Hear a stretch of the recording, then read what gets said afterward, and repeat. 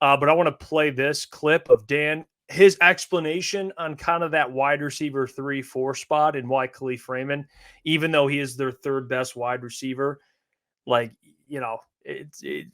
certain packages you might not be able to put him at the X spot. But let's hear it from Dan Campbell directly. Here he is. No, I think the idea has always been we love Leaf as a returner, and Leaf brings a different skill set to the receiver position. He's got a little gadgetry. He's got some quickness underneath, and he's a returner. And to maximize both, boy, you'd love to, he's 20 plays a game, 25 plays a game. And so we would rather not play him 65 plays a game, but we will if we have to. So, yeah, he's receiver 3 right now, and that's fine.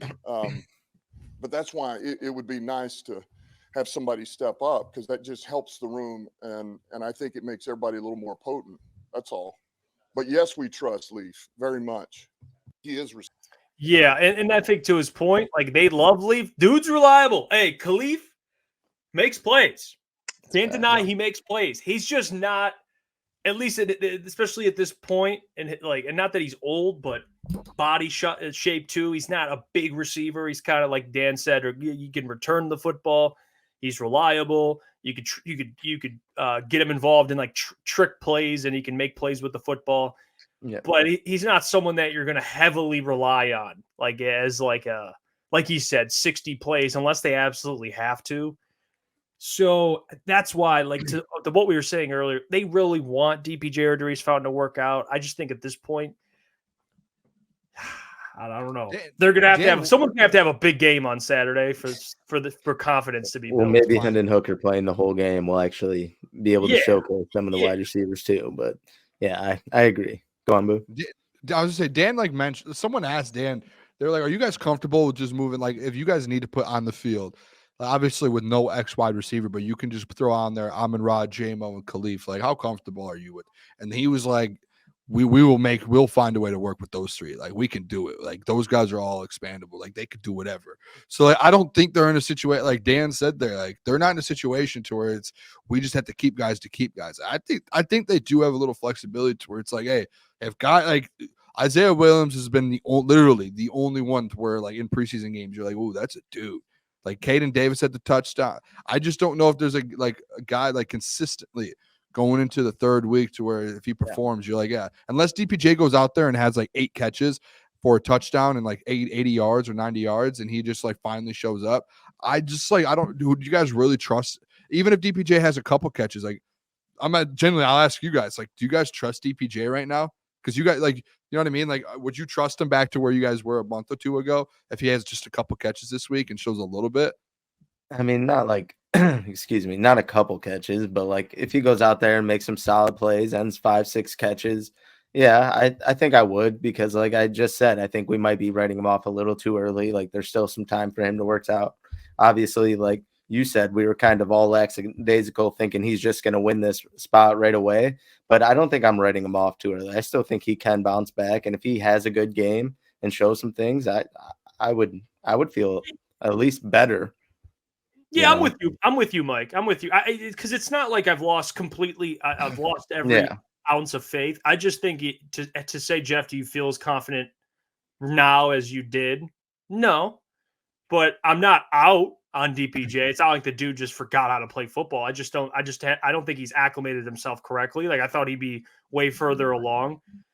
If I'm being honest, I don't even think they cut him. I think they keep him, but he might not even. If they sign someone that's better, maybe he just doesn't play at all. I don't know. I mean, unless they cut him and keep Isaiah. Like, I don't know how that works. I mean, you traded for him. You traded ass. I know that doesn't necessarily matter all the time. But I try not to overlook too much into preseason. We have guys that show out in preseason and become nothing in the league, and guys maybe that don't. So I have to pick and choose. Will I have more faith if he has a big game? Yeah. But even if he does, it's like, okay, he's still struggled the last, probably 2 months, 3 months now.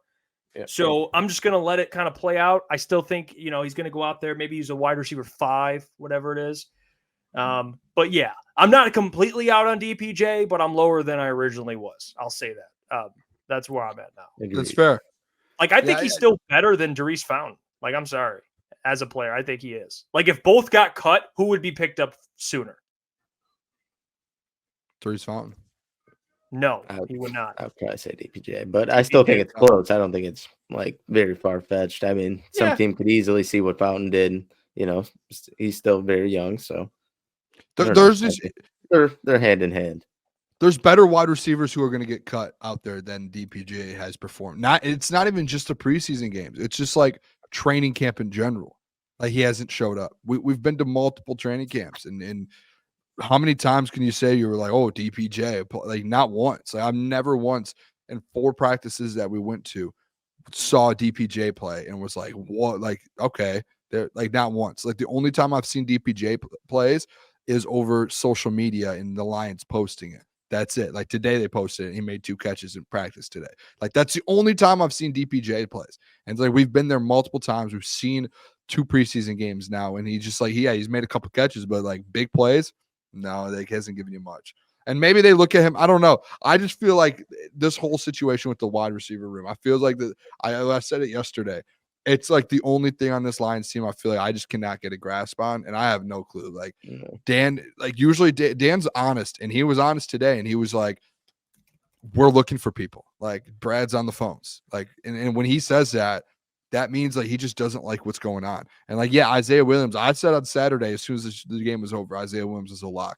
And then you hear Dan, honest Dan Campbell, HDC. That man comes out and is like, yeah, like, Isaiah Williams, great player, but he's more of a slot guy. And then, you know, like, okay, maybe they're not looking for a slot. It's just like, they're obviously trying to figure out something in that room, and I don't know what it is. I don't think anyone can say. I don't think there's one person in this world besides Brad Holmes and Dan Campbell who can tell you what's going on. It's the crazy. It's like the biggest mystery of all time. Would it like worry you, obviously, if you're gonna go out? I mean, given this guy is a wide receiver 4, but to pick up a wide receiver so late and then just kind of hope he gets acclimated to the offense like that and even like makes a difference. Like, would you rather just trust keeping a guy in-house and giving him, you know, a couple more weeks maybe to work things out rather than, you know, going out and signing or maybe even having to trade for a guy and then who knows what happens from there. And I don't even know, like, obviously right now you don't know the options, but like you keep saying, Boone, there's going to be a lot of wide receivers out there that are going to be better than DPJ, but like, who knows? Like, well, I mean, people to this, Nick, shout out Nick. He says, I think it should be noted that Goff was throwing him today and Kirby Joseph was covering him. I have the clip. I wanted to find it so people can see it because I didn't see a couple plays. But this is on Kirby, but Jared Goff throwing him the football. It was a nice little catch. I mean, again, you're not going to base everything off one catch, but it's something that I'm not going to like overreact to and say the dude just can't play football, but he has. I'd be lying, Boone, if I didn't say he's been disappointing. Taking everything into account, like I thought he'd make a bigger impact.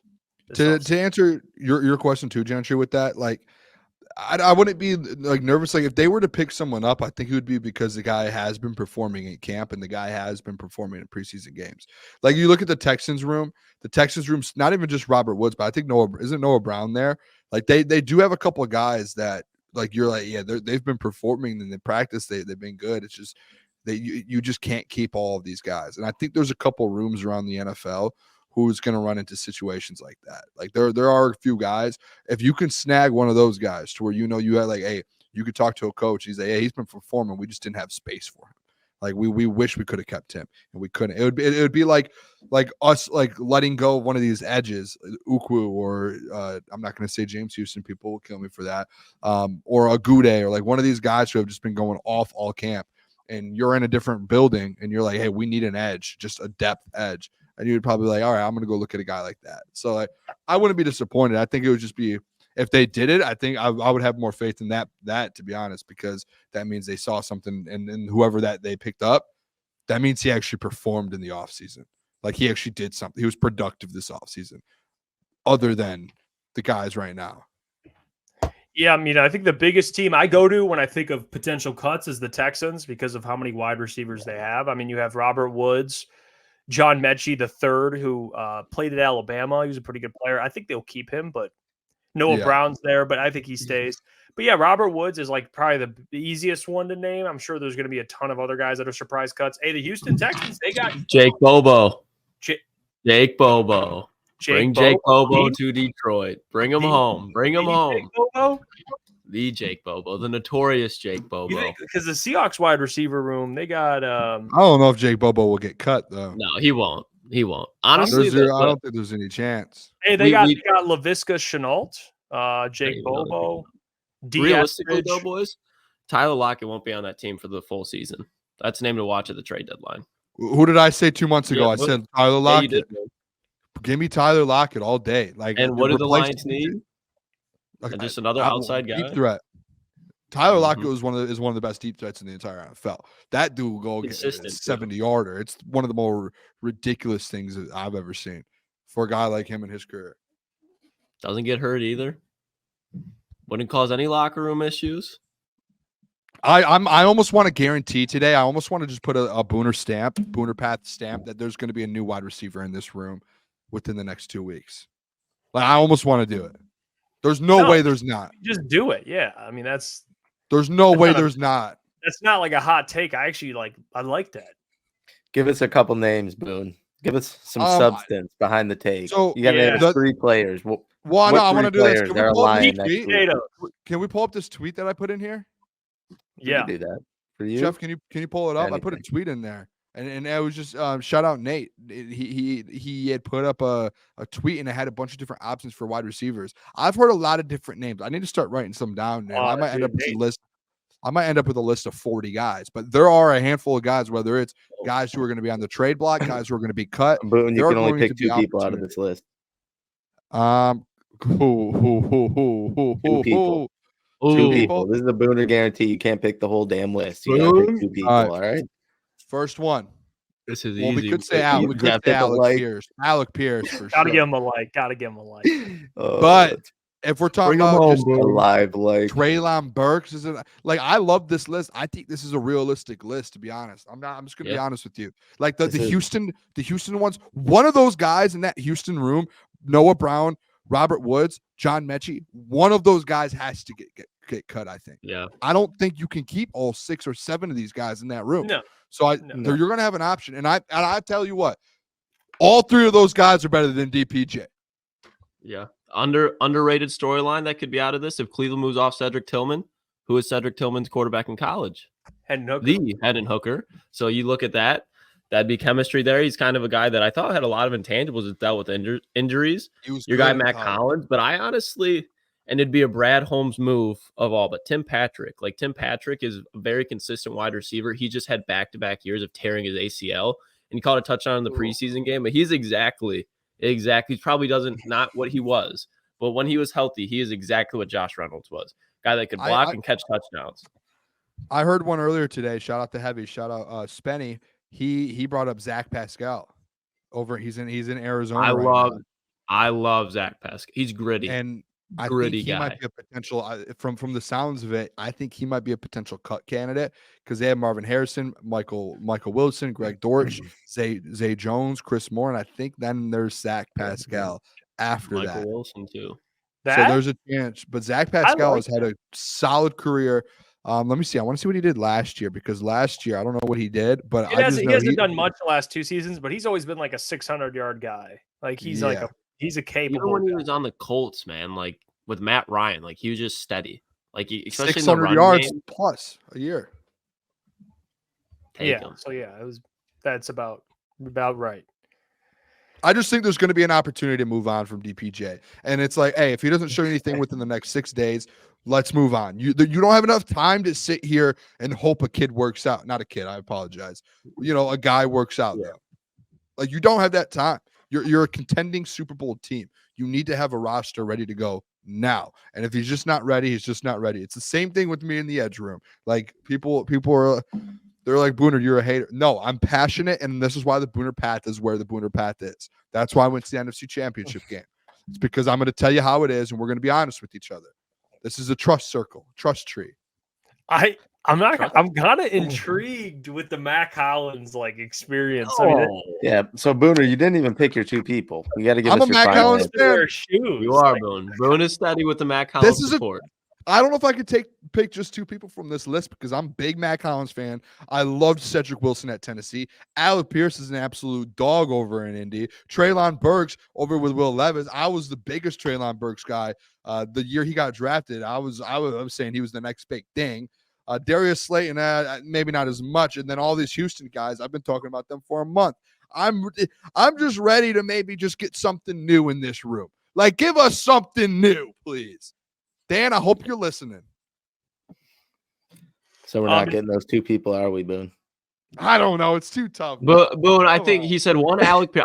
I think the overwhelmingly obvious one here is Alec Pierce because he's a true X wide receiver. He's on a rookie contract and he was a 2nd-round pick. And it's not like he's been bad in his career. He just really hasn't had a consistent quarterback play to develop. And he was a guy that, especially in his route tree, needed to develop. He's going to block. He's going to make big plays in the stretch of the field. And then outside of Alec Pierce, if I had to pick one, it'd probably be Robert Woods just because right away he can connect with Jared Goff. Outside of that, like the 3 and 4 to me would be Cedric Tillman and probably Tim Patrick. I wouldn't hate what do you say, Matt Collins either, or Treylon Burks. I really, like Booner said, I would like all these guys in here. The only one that'd kind of be like, is John Mechie just because he'd be in the slot. The only thing I don't like about Tim Patrick is just he's just been hurt. Yeah. He's another injured player. Yeah, that's the Especially only. Like he already brought up Khalif not playing all the time. If we're expecting this guy that we're going to sign or bring on to play all the time, I don't think Tim Patrick's the angle you want to take, even though he is a decent player. But. I'll tell you what, I want nothing to do with Treylon Burks. I mean, I just not. You just don't like Treylon Burks because you don't want to like Treylon Burks. I think you guys have just talked him up so much. I just don't like him. I think we said he's a wide receiver 3. You guys just, you know what? You guys are dying. They have been gassing it up. They have been gassing it up. Treylon Burks, go watch. Go watch Treylon Burks play. Boone, me and you can align here. Boone, me and you can align here. Hey, Klotz, just wait until Treylon ends up. Mike hears it all. At one point of his career, turns things around, and the people are going to be like, "Oh my gosh!" And then we won't even. I don't take victory laps. I don't do it. That's not true. That's not true. All right. We're agreeing here, but that's where we're going to disagree. I was testing the boys. You guys passed. I will say this real quick, Jeff. Hold up real quick. I just want to say this. I'm coming around a little bit. I'm just coming around a little bit to where I'm starting to feel like, hey, wide receiver 4 just might not matter